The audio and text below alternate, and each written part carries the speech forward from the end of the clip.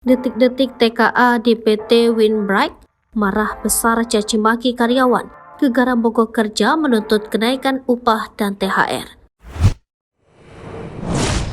Lagi dan lagi, video perlakuan tidak pantas tenaga kerja asing kepada tenaga kerja Indonesia diduga berada di PT Windbreak, beralamatkan di kawasan industri Modern Cikande, Kabupaten Serang, Banten, 4 April 2023.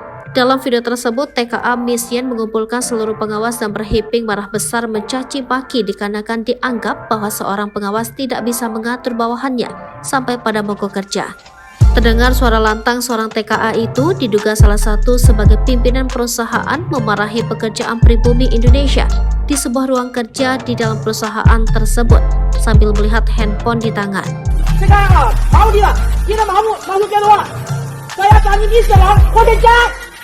Terdengar juga sekilas jawaban dari satu orang karyawan, "Saya jam 8.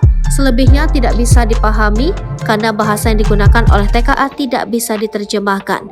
Juga ada tulisan, mana janjimu Manager. Kalau THR itu dibayar, lunas tidak boleh dicicil."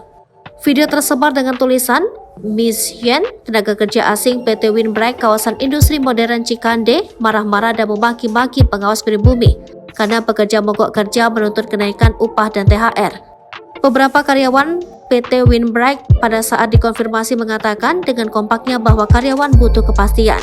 Dengan kompaknya lagi, para karyawan membeberkan tentang gaji di PT Windbreak yang tidak pernah tepat waktu.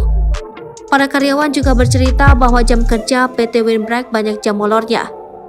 Ketika dikonfirmasi, Ketua PK Serikat Pekerjaan Nasional Windbreak Subeki mengatakan ke awak media dalam pesan WhatsApp terkait video yang beredar saat ini benar adanya. Kejadian di hari Senin tanggal 3 April tahun 2023 sekitar jam 7 lewat. Pas karyawan PT Windbreak Teknologi melakukan aksi mogok kerja spontan terkait kepastian tunjangan hari raya yang belum pasti kapan turunnya.